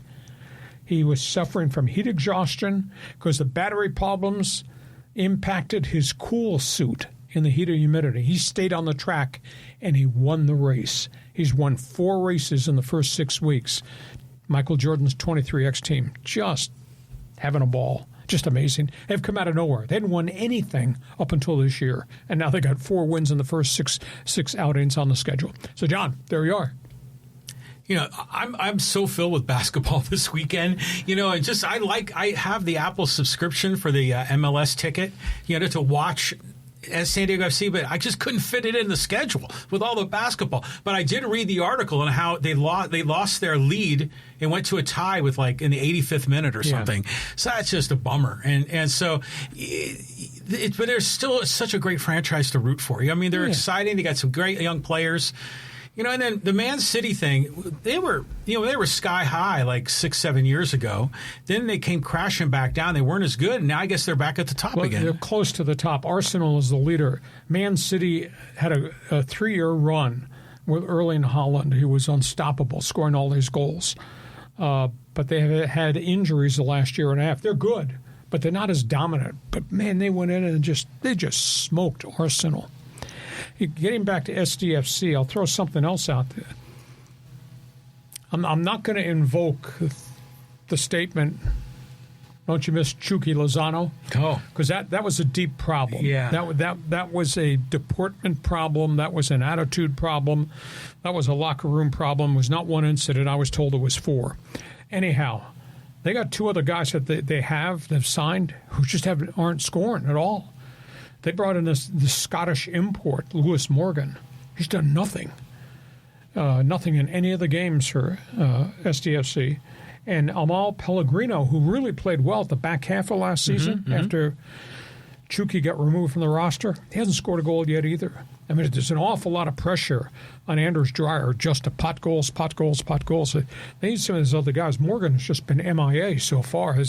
I can't understand why this is such a radical adjustment. Soccer should be soccer, and he knows their system, and he hasn't played very well. Well, a lot of it has to do, I'm sure, with the defense. I mean, that he's playing against. Because he came from, you said, one of the European leagues? Came from Denmark, yeah. Yeah, but he's from Scotland. He's got an accomplished resume, just like Pellegrino's more of a veteran. Pellegrino's already played last year and played pretty well, but they've done absolutely nothing. Yeah, it's like my point, I guess, is that when you go to play in these other international leagues, some of those leagues are better than other leagues. And I remember seeing it once stacked ranked, but I think it was just by, just some guy that made his own list. I wonder if there's an official stack ranking to know, are they moving from tier 4 down to tier 5, or, is it tier 8 moving up to tier 6, just to give us a relative sense of, of proportion when you're trying to evaluate this talent. Except that SDFC scouts everywhere, so they know the level of play that Lewis Morgan was playing over in Denmark. Yeah. That's a pretty good league. Now, is it the English Premier League? No. But there's good players in the league that have come here and played well. Dreyer is one of them. Yeah. So they scouted these guys, and they saw all this. So these guys have yet to get on track, which kind of stuns me. And then finally, the hockey story about the journalist and her family is just awful. Oh. I mean, that's just so sad. But you brought up a little bit about the Maple Leafs. Now, you're a longtime Maple Leaf guy. Is that franchise cursed? I mean, it's been a long time since they've won a cup. 1967. That's when they won a Stanley Cup. Go figure that. With all that money. But team chemistry, they're not the same team they were last year when they had Mitch Marner. But they didn't do anything last year with Mitch Marner and Austin Matthews and Nylander and all these other guys. And they've had goaltending problems for years upon years. And they keep changing general managers, and they just never hit on anything. And, here's Austin Matthews 2 years ago, scored 60. And last year, I think he had 45. Now he's hurt on a cheap shot. God, that thing has imploded. They are so out of sync. Nothing looks right. I mean, you look at the team. They're just pitiful. And this is the Toronto Maple Leafs, legendary franchise. Yeah. It'd be like me talking to you about Connor McDavid, Leon Draisaitl, and the Edmonton Oilers being in last place. Yeah. It don't work. It is absolutely stunning. So there we are. You want to pick a topic off the board that says hot headlines? Feel free, jump on board. Fans Forum chat box is open. A reminder, Thursday, because we're baseball-centric here, Thursday, MLB preview. You want to be with us because we're going to pick the division winners. We're going to talk about who's hot, who's not, and some of the other big storylines in baseball. This podcast is brought to you by DIXIELINE Lumber and Home Centers. You got projects, they got materials, want ideas. Go to DIXIELINE.com, especially you guys that are do-it-yourselfers and love to make things and have a big tool display in the garage or the basement. Check out all the things they have to offer at DIXIELINE.com. I've done my job. You do yours. Fans Forum, it belongs to him. Belongs to me. Go ahead. Okay, we're going with our good friend. I mean, seriously, thank you, Music to My Ears. You seem to donate to us every show. Thank you. For $10. Hey, guys, I don't agree with Freeland over Kim, but they did win 2 World Series in a row, so they must know what they're doing. Kim does chase a lot out of the zone. No walks against lefties. Needs work. Concur, and I think that's the rationale. They want him to polish things, and they're trying to make him a super utility man. So that must mean they want him to play every day. He's not going to play every day at Dodger Stadium. Of course, Tommy Edman is still out, and he's going to start the season. They'll probably put him on the disabled list by Wednesday. But, I think that what they want to do at Oklahoma City is say you play second base one night, shortstop the next night. Third night, you're going to be in the center field. And so he's going to get reps at every position. You try to play every game and get all those ABs too.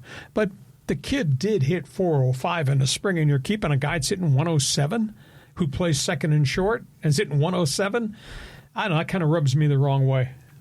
Yeah, it's also weird because it's like you're extending a multi-year contract to this player, and then you assign him to AAA. Well, but maybe that's only for a month. Yeah, but still, I mean, you don't. Who does that? I mean, we don't do that. In this case, it's an international player from Korea, which previously was, we always kind of thought was AA to AAA level in Korea. So, yeah, I mean, it's just weird if you're going to make that investment and you just stick him in the minors. I mean, they almost talked a little bit about that with Ha-Sung Kim on his first year as well. So they stuck with him, and his first year was terrible. When the Ha-Sung Kim that was here hit 202. And the second year, he did, 250 with a little pop. And he got better and better, became popular. He had to catch up to the speed. Yeah, exactly. Yeah, so it's a weird story. Thank you for joining us, and you tell your friends who we are, what we do. That's what you can help us grow a great deal. In addition to, hitting the thumbs up, hitting the follow button, or give us a 5-star on Apple. Email everybody and say, you can't believe this guy. Hacksaw's back. He's got a podcast that's a killer. Everybody in Fans Forum, do that. Help us grow this thing. Thank you. You're such a podcaster. Subscribe, like, follow, share. Okay, let's go down the list here. Go to our buddy Callan. Hey, good afternoon, gents. Saw a 3-part question.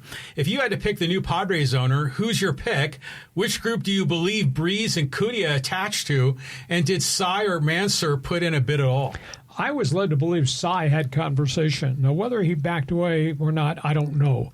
Cy did sell some of his other sporting ventures, I think, about a month ago. And when I saw that note, that led me to believe, well, Cy must be linking up, or maybe he's that 5th dark horse that we'd never heard about. But nothing's happened on that front.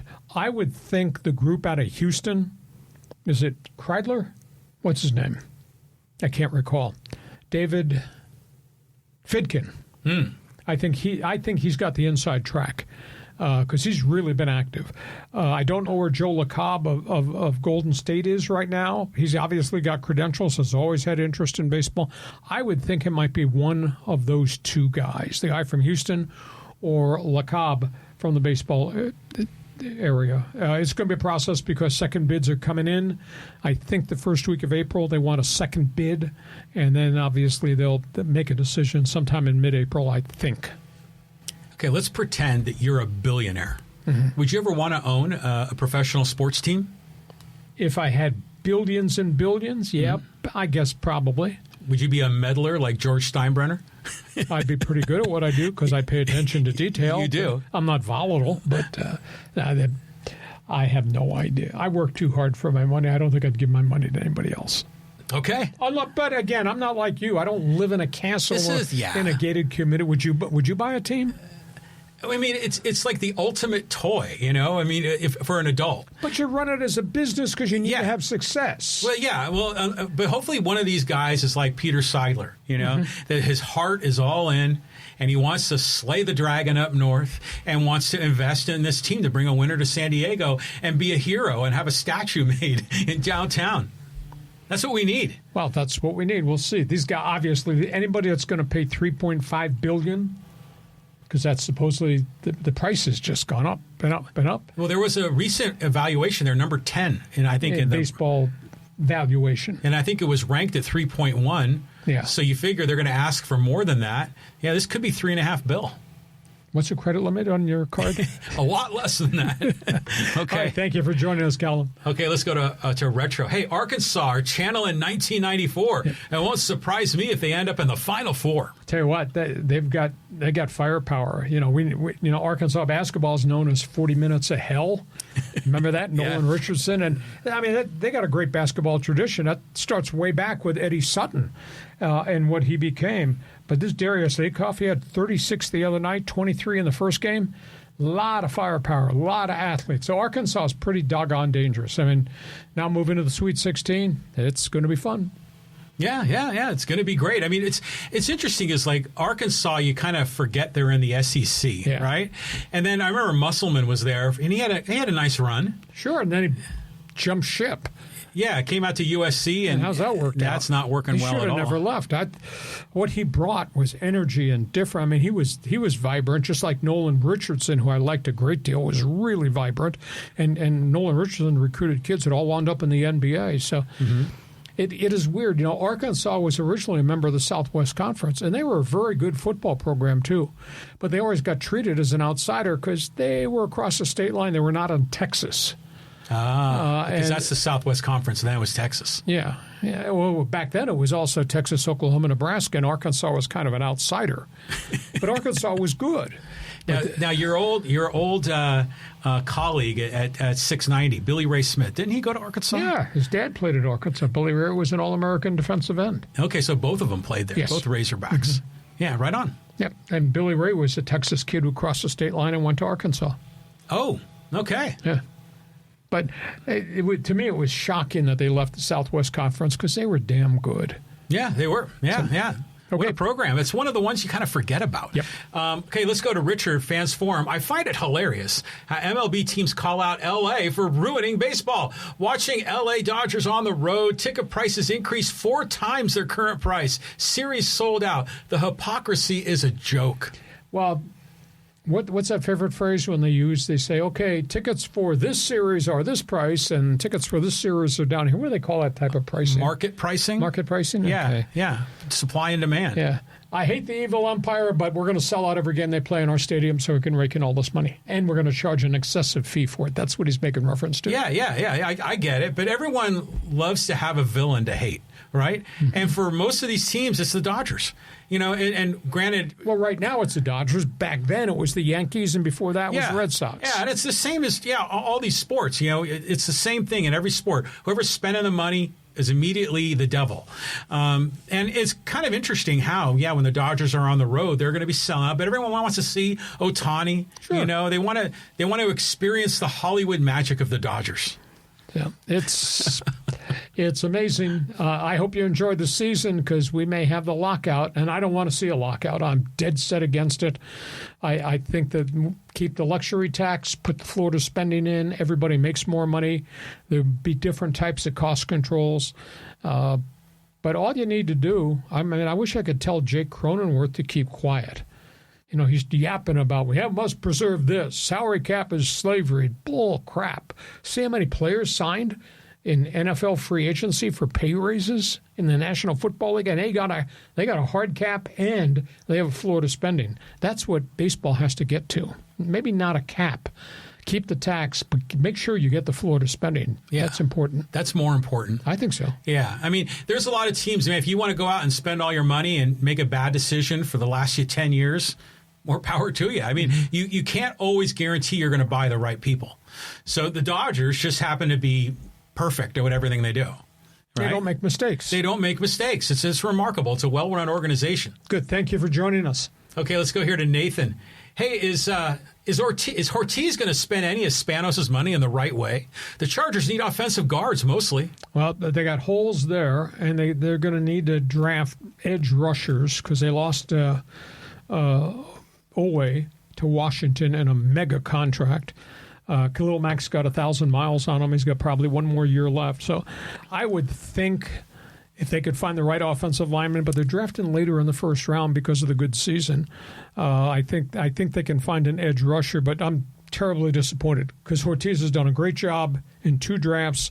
Ortiz did nothing in this era of free agency, and there were so many marquee guys in the interior of offensive lines you could have signed. And then on top of not signing any of the marquee guys, he lost one. He lost Zion Johnson. Now, granted, Zion gave ground and regressed a little bit, but at the end of the day, and I guess maybe I'm in a minority, at the end of the day, they're less a team right now than they were last year when they won 11 games and got to the playoffs because of how the roster's changed. When's the NFL draft?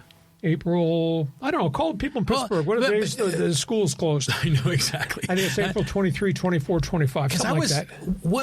One of the sports used to have a draft like in April and then moved it like to May or June. Am I? I thought that was baseball, no? No, baseball was always June. Baseball's always June, and then football's always April. Yeah.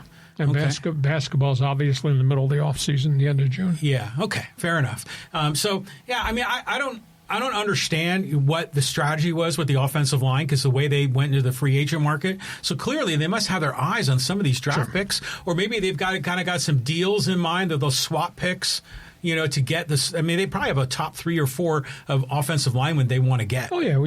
You go to the war room, and they got this huge board.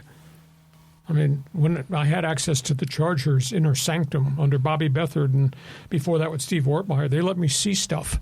I couldn't talk about it, but just give me background information.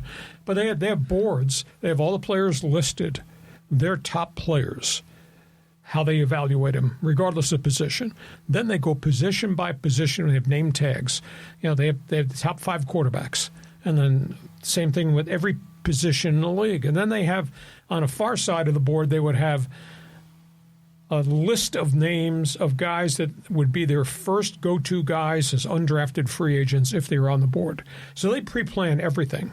So if something screwy happens in front of them in the draft, they can say, okay, this is who we have that we really liked at this position who's still available. Let's slot him in and take him rather than somebody else at a different position. I mean, there's a science to this evaluation. See, I love that. And it's so analog, it's like on a whiteboard with magnetic things. Exactly. And someone gets some tape out to make a grid. And it's cool, like, to be in an environment like that. Even in a corporate environment, I like seeing that, because you're being analytical, you're being objective, and you're thinking future, if scenario A, B, or C happens, what would we do and who would we pick? So, but again, I don't know what happens in this Chargers war room. It's a mystery to me. It's a mystery to me that they knew what the needs were, and then they lost people that could have helped them solve the needs. And now there's nobody left. There is nobody left in free agency. Yeah, so here we go, draft. Yeah, well, we'll talk more about it as we go to April. But reminder, Thursday, baseball preview. Go ahead, John. Okay, let's go to Mike. Hey, fellas. Hey, if you had to bet, who do you think will win Thursday, Duke or St. John's? I have the Johnnies in a gentleman's bet with a buddy up in Cambria who also watches you guys. Tell you, tough call. If Boozer plays all 40 minutes with intensity, they're really good. And that guard, what's his name, Evans, I believe, they're really good. But they've been a little erratic and they've been a little sporadic, especially towards the end of the season. They go through these stretches. I mean, how does Duke, with all that talent, trail Siena by 14 at halftime? That was weird. That's not the word I would use. But end of the day, they're really good. But St. John's is so freaking relentless, and St. John's defense is everywhere. I mean, you watch Kansas, which is a really good team, and Bill Self's a great coach. They could not get the ball in bounds. I mean, St. John's was laying on them, and they just were freaking out. So that's going to be a doozy of a game. Yeah. I mean, when you see defense like what St. John's was doing to Kansas, that's like a war out there. Yeah. And it's wild to see that happen in real time. But, man, every time I think of St. John's, I'm going back to the mid-'80s, right? With the Big East. You're a big Chris Mullen fan. Well, it was Mullen. There was Ewing at Georgetown. Providence, I think, had there was an NBA player that was there. I can't remember who. Who else was in? Oh, Villanova. I know, all things Syracuse. And Syracuse. I mean, that was a day, man. It was a hell of a conference. They broke it up. So when I think of St. John's, that's what I think about. It's like, because they had 3 of the 4 in the Final Four one year. Mm-hmm. And then, our old buddy Steve Lavin, he was the coach at St. John's for a bit until recently. I mean, frankly, if I have Duke winning this game. I have Duke going all the way to the finals. I don't know how you could pick against them. Right? Way you play the day you play. Well, St. John's will make you play a little bit different basketball. That's going to be good. I mean, Sweet 16, any one of those top teams can survive and win this whole thing. That's how balanced the big boys are. Yeah, I don't know. To me, like Michigan and Arizona are like different. Yep. They're like, these guys are not kids. They're built like these mammoth athletes. And they got numbers, too. Yes. Okay, thank you. Okay, let's go here. Here, a little bit about Mick Cronin. This is from Ismad, and he says, hey, need more coaches like Mick. Too many Kings playing. He didn't lie. Participation trophies suck. Well, it's just he's so demonstrative, and he's just, a.k.a. arrogant. Just condescending. He just wears you out. It was too bad that Bilodeau didn't play, and they played. I give the Bruins credit; they really played hard, and they were in it until the final 3 minutes, and then they just ran out of gas, and they had to commit fouls, and then the other guy sitting there hitting, dropping free throws left and right. But his post-game press conferences are just, try to show some class. It's hard. Yeah. I don't get it. I mean, represent your university. And by the way, I'm an old man. I can't read the emojis from this distance. Those aren't crowns. I thought they were crowns like a king. Those are cats, which really is too many pussies playing. That's what he was trying to say.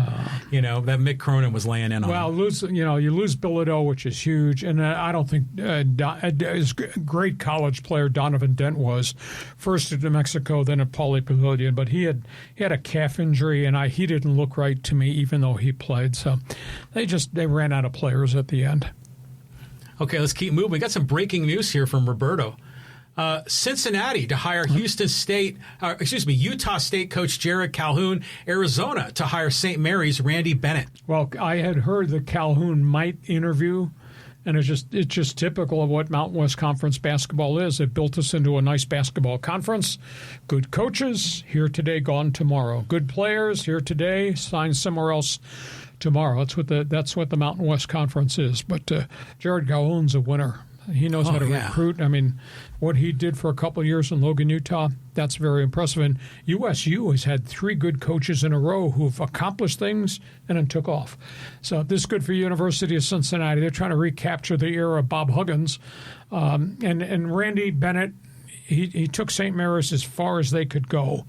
Now he's going to go to Arizona State. I'll be intrigued to see if he can continue to recruit the European pipeline. Because that's kind of what made the Gales kind of unique and kind of brought them almost up to the same level as Gonzaga. So that's good hire at Arizona State. But Arizona State's been a strange place. They've for all the assets they have, and I mean their facilities are great, and that campus is spectacular and beautiful community, a lot of pretty girls. They've just never been able to build anything. I know it's important. It is. They've never built anything in basketball with any continuity and consistency, whereas football has been really good for chunks of years. So, a big challenge. It's just there's something that doesn't fit on the Tempe campus about basketball. Well, they want to win. I mean, they're willing to spend the money. Well, I thought Bobby Hurley was going to turn the corner, and then he just never put together these hot years back to back to back to back. Yeah, I was expecting more from him because there was those moments where he had some big players and disappointing finishes. But how about Randy Bennett, man? UC San Diego alumni. He built that up at St. Mary's. I'm surprised he hasn't been cherry-picked already. I mean, some guys find a comfort zone, and they say, this is great. The other thing, too, I talked about Calhoun earlier in the show. It's interesting. In the world of college sports, there's certain coaches that the minute you're in their presence, you're not only dealing with a mastermind of the sport, but you're dealing with like a man of integrity, like a pillar of his community. And Jared Calhoun strikes me as one of those kind of guys. Success everywhere. Yeah. And everybody He's built different. Yeah, everybody speaks high volumes about who he is, what he represents, how he recruits, who he recruits, et cetera. Big loss from Utah State, but that's life in the Mountain West Conference. Obviously, USU's going to the Pac-12 with San Diego State, Boise, and their friends. So, interesting weekend of coaching carousel spinning. Yeah, Cincinnati, though, I thought he was going to get. I mean, Cincinnati's not really a Power 5 school, is it? Well, but they've been pretty good. And then are they in the Conference USA? And they dipped. His name had been mentioned very early on at Kansas State, but so that's one of the power conferences. Right. Okay, all right. Let's keep moving. We'll go here to Peck. Hey, Lee, what if the Padres bring Julio Uribe and move someone from the bullpen to the starting rotation? Well, the question is, who are you going to extend? Kyle Hart has the most experience in your rotation, but when he pitched in the rotation last year, he got lit. Now, maybe second year removed from Korea, maybe he's learned a little bit more mature. Maybe you can stretch him out. I just don't know who else that they've got. I mean, you're not going to move Estrada. He might be the second guy that you would consider there. They don't have anybody at AAA at all. They have nothing. I mean, all their really good young kids, the school crafts in those kids, those are all at Class A. So they're 2 years, 3 years away at least. and there's really nobody to trade for. They don't have anything to trade, unless you're going to trade Ethan Salazar, but they already traded DeVries. So I don't know. I just don't think, and they tried. I'm not being critical. A.J. Preller tried. I was at 7-Eleven standing next to him. He was buying all these lottery tickets. He was buying Buehler and he was buying Marquez. They really tried at the late date to bring these guys who had rehabbed. And Buehler had chunks where he pitched okay in Boston. In the middle of Marquez's season last year, he was really solid. He had 8 quality starts and 11 outings, but all got away from him at the end, and he's not pitched well at all. So I just think, to quote my term, wafer thin. They are really wafer thin in the rotation. They got 2 guys and trying to find Michael King to be what Michael King was. So they got 2 established starters plus Michael King, and now they got problems at 4 and 5. Yeah. This is going to be an interesting start to the season. If Buehler and Marquez can pitch less than 4.0 ERA, I think they're going to be all right. Well, if they have ERAs of 4 or 4.05, great, but not 6, not 12. Yeah, exactly. And that's the thing that complicates it. Michael King has looked really good for 3 innings. They can't get him beyond 3 innings, and his other innings have been really bad. So if Michael King's only going 3, you're taxing a bullpen. So who's your 4th starter? Who's your 5th starter? And if it's those guys, if it's Buehler and Marquez, and they've not really dominated at all, now you're going back to the bullpen on the 4th and 5th day, too. Well, I think it was one of Kevin Acey's articles was talking about how they already had certain piggybacks in mind, and if you have too many piggyback situations, then you don't have enough relievers in the bullpen. You can't have 2 bullpen days in a week. You just can't. Yeah. So I'm a little bit alarmed about that. So we'll see what happens. I love their everyday lineup. I love their bench. Obviously, the bullpen is gold standard, but right now, Lucas Giolito? No, he's got a lot of miles on that arm. He's got a really inflated ERA. Nobody's touched him. Now, maybe I was told Atlanta might sign him. They're out of desperation. Atlanta's got 3 of its 5 starters on the DL. But nobody's offered Giolito anything. And he's the last guy out there. Interesting. So that's where we are. Hey, don't forget, Thursday, baseball preview. Go ahead, John. Okay, let's go to Hermes. Hey, love your show, gents. Great work. Extremely informative. Hey, I have one complaint. I listen to your show on my drive to work, 45-minute drive, but I need a 3rd weekly show to make my weekly commute enjoyable. We've talked about different ideas. We haven't quite figured out what we're going to do. But again, it takes a lot of manpower hours to do what we do for the podcast. And if you've never sampled my website, then you're missing the message. Look at how much information I create and produce on my website, because that's all written. It's written after I do all the research to gather the information. And now you're asking me to do a 3rd podcast on top of everything? We want to go back to Monday through Friday, 3 to 7 p.m.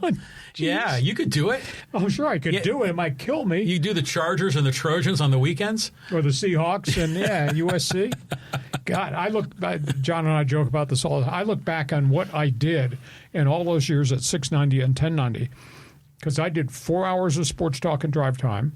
I produced my entire show. I booked all the guests, and then obviously did all the interviews and did the show. And then I did all the research and did my charts, because I was doing Aztec football on Saturday, Chargers on Sunday, and that's home and road. And then later on I was doing USC football and Seahawk football, which is 20 road games flying out of San Diego every time. I look back now and say, how the hell did I do all that? That's amazing. I mean, it really is. Yeah. It would be great to do this every day if we had unlimited time. I mean, it just takes a lot of time, to put all this together. It'd be great to do it if we were getting paid what we used to get paid. Oh, that's true. Working for free, no, I don't think so. Yeah. I mean, we're not working for free, but but we'll figure something out. If we could find a rational way to do a 3rd day that didn't encapsulate a lot more work. To be honest with you, there's a lot of work in what I do. Just please read my website and just look at the volume of information I produce every day. And then you understand what we do on this podcast and see how many hours a day we put in to make this happen. Okay. Enough of your soapbox. Enough of my poverty here. Go ahead. Okay, let's go to Sports Fan. Hey, Lee Hacksaw Hamilton, what's the latest on local TV channel on the Angels? Do they know it's on the 11th hour until the season starts? Yeah, we talked about this a couple weeks ago. Artie Moreno bought 50% ownership in what's left of what's called Main Street Sports, which is the FanDuel TV network. And they will be on every channel they've normally been on, and it'll be under the Angel umbrella. Artie changed his mind, did not go to MLB with Rob Manfred's package like the Padres are under. So they will be carried on every channel. Now, whether or not they're going to be able to get other TV stations in other markets to carry Angel Baseball remains to be seen. I would assume you can pick them up in Palm Springs. Maybe you can pick them up down here, unless there's a blackout issue, maybe in San Diego. But they're taking this bold step because he purchased Main Street Sports, 50% control. And what he did is he bought the producers. He bought all the infrastructure to hit the floor running. Yeah. So we'll see if this works. But Angel Baseball will be on TV. The big question is, what's the level of quality of Angel Baseball on your TV? Yeah. Well, they're going to have probably a great broadcast team, you know? Yep, they do. Anyways, I'm curious to find out. I love the idea. I think there's a lot of opportunity to do a lot of really intriguing content. Like we could, hypothetically, you can bring Hacksaw and we can host an Angels pregame show. I mean, I'm not saying we're going to drag you out there and do it, but I'm just saying that having podcasters there combined with the regular studio hosts, the play-by-play guys, having feature stories on each of these players' backgrounds and their family and their journey. Understand this. That's all good stuff. Anything you do aside from the first through ninth inning play-by-play, anything on the periphery, that's people, that's personnel, that's manpower, that's more expense. Of course. And that's why I don't think it's happened. It's not happening with the Padres, and they've got a very successful TV package. But it doesn't happen because that's manpower. And the additional expense to do that on top of what you do in game day. That's a legit marketing investment, in my opinion. Okay. All right, let's keep on going here, going down the list. When you're a king and you buy your own team, then you can create anything you want. Just understand you have to pay for it. You got to pay for it. I understand. I get that. I get it. Good question, though. Okay, here's John jumping on the bandwagon. Hey, how about a remote podcast from Petco this Thursday, opening day? Right, you gotta be able to. But see, if you take it out of studio here, then we lose our graphics. We lose a whole bunch of things.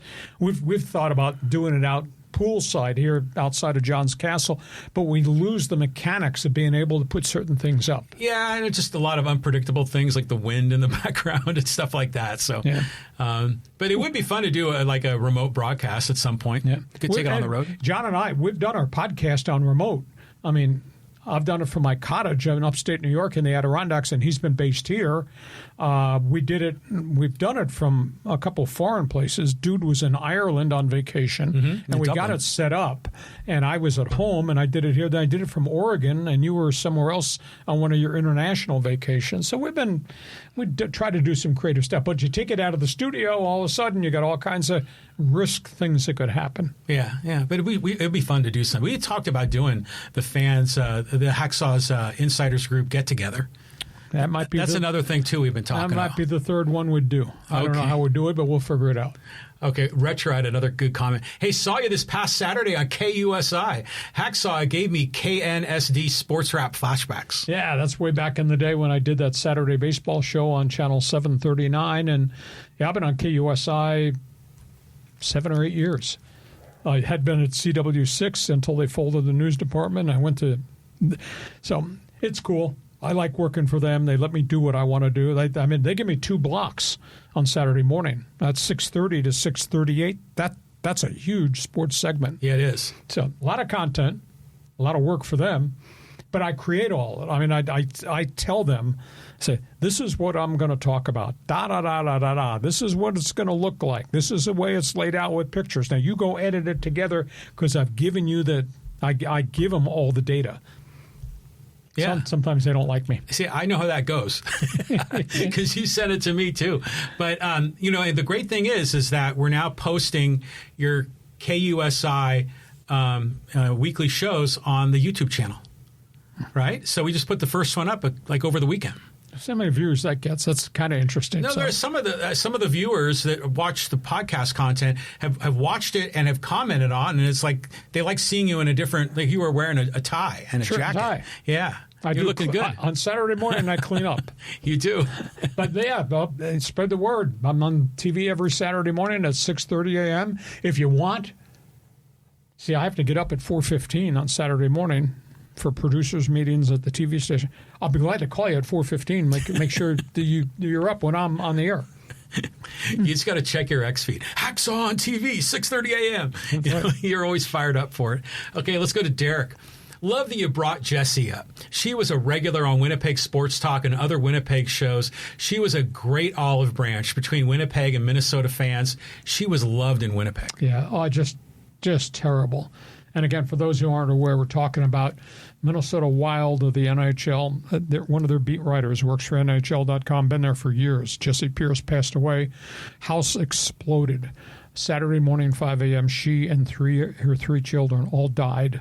They couldn't get there fast enough. Just a terrible story. And so the NHL is really in mourning. I saw some of the interviews from some of the Minnesota Wild players and the front office people. Just very painful story.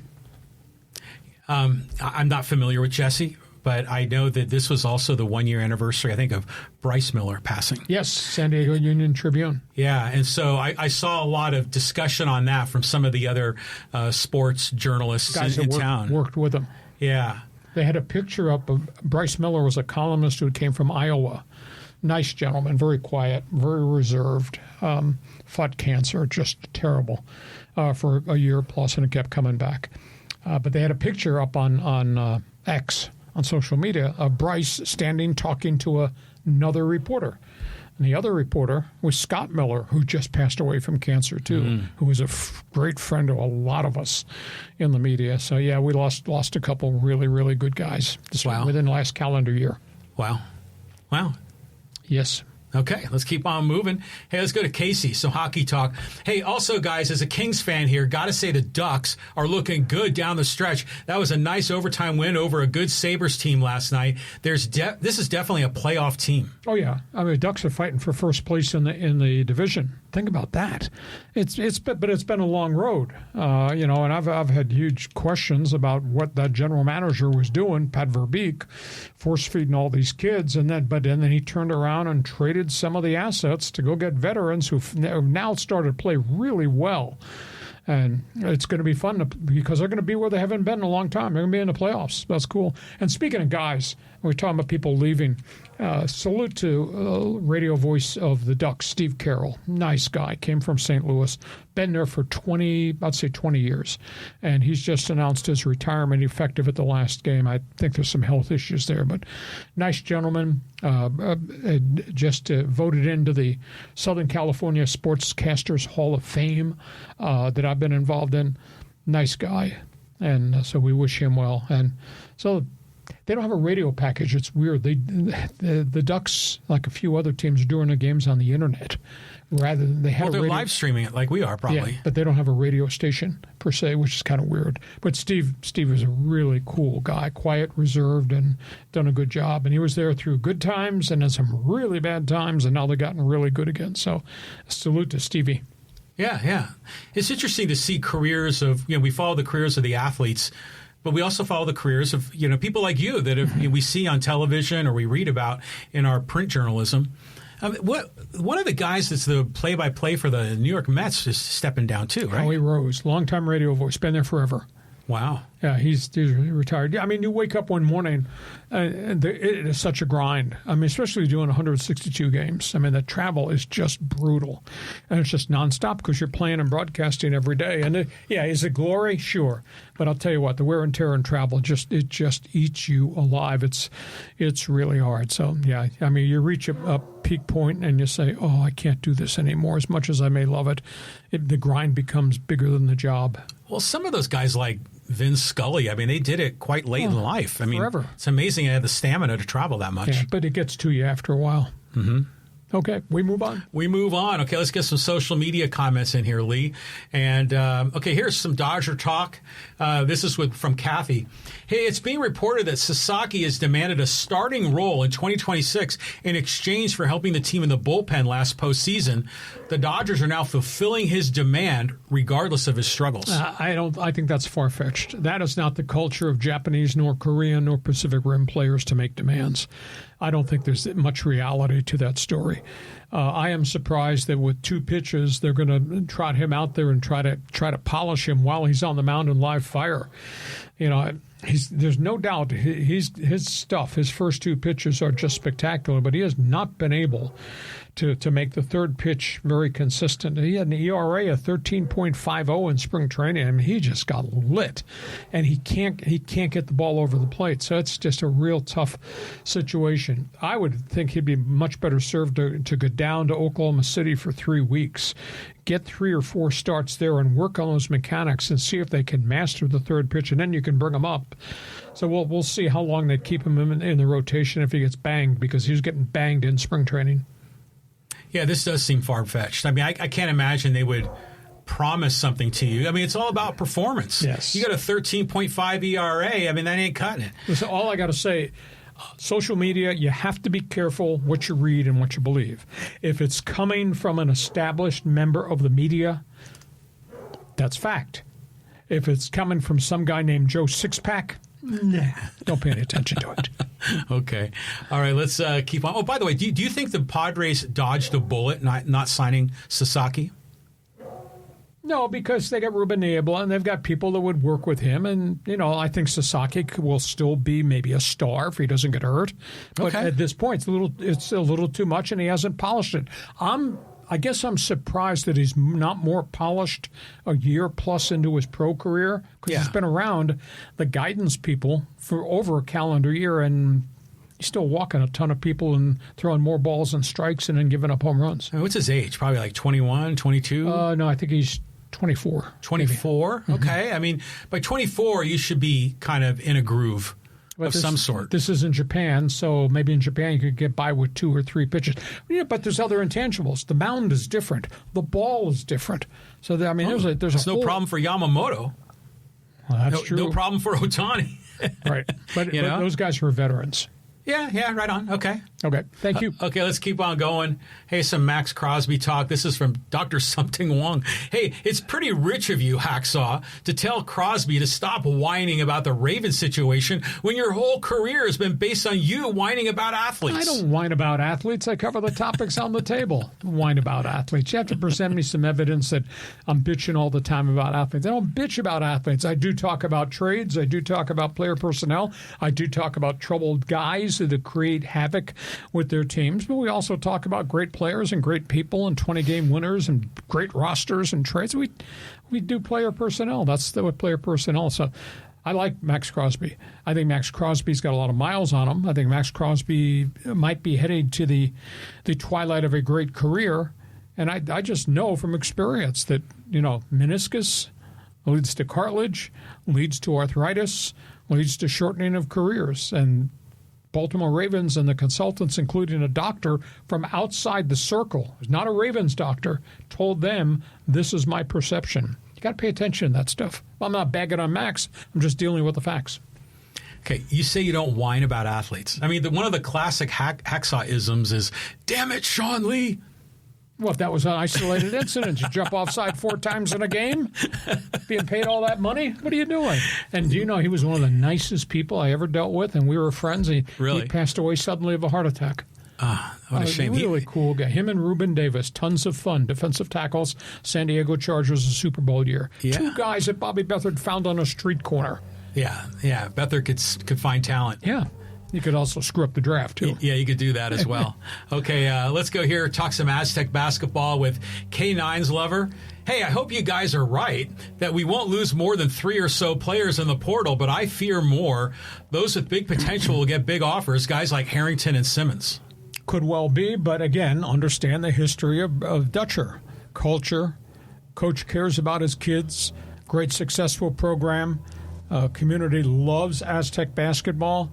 I mean, there's a lot of positives here, and these are really young people who could grow and have seen their careers of other players grow once they got under the tutelage of Brian Dutcher. So I would hope that it would not be a mass raid. There's nothing wrong with staying loyal to the guy that gave you the first chance and then growing with that guy because the guy's track record. I'd love to see Guath come back. Magoon's been beset by a lot of bad luck injuries. He's not a complete player. Let him come back and complete the circle. Play this last year and hope he could stay healthy. I'd love to see Bird come back and work on his offensive game, but I would assume he's probably going to go to the NBA, and he might be maybe a late round first round pick as a defensive specialist. God, there's so many great athletes those would be in the draft.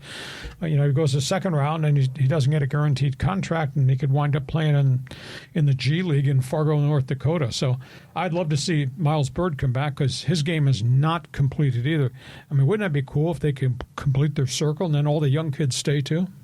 Yeah, I mean, it'd be awesome. That's why I don't think there would be a mass exodus, because Dutcher is such a dude of integrity, highly respected. And the guys are being paid. And they're being paid, and they understand what this is, that it's a mid-major program. It's not a Power 4 conference, and everyone wants to play at the big program, but they realize, hey, I might get some more money, but I won't get the minutes, And there's going to be dudes that are going to value being here. Oh, Nick Boyd is the lone exception, a guy who left and went somewhere else. And what Nick Boyd did at Wisconsin this year was phenomenal, but that was a one and done.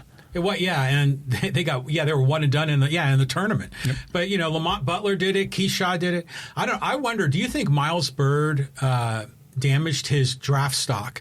Because last draft he was forecasted to be an early second round pick. I thought coming back from all the camps that he went through, he played against NBA guys in the offseason, NBA draft picks too.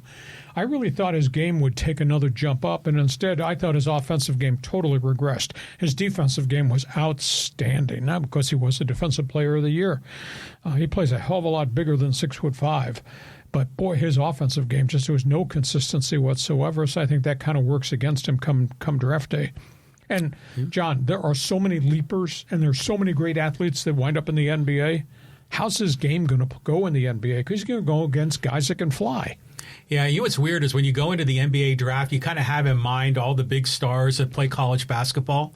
And then you realize like a third of the dudes in the draft are like from Europe or South America or something. And then you realize that those few open spots in NBA rosters are even more competitive.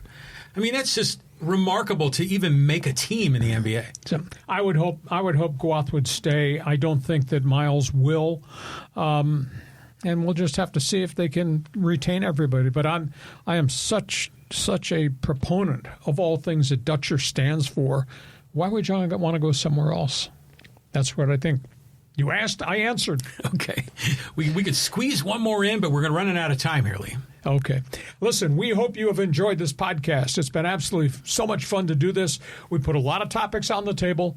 We express opinions, and we love to hear from you on Fans Forum. Just a reminder, you can really help us grow this thing. Give us a thumbs up.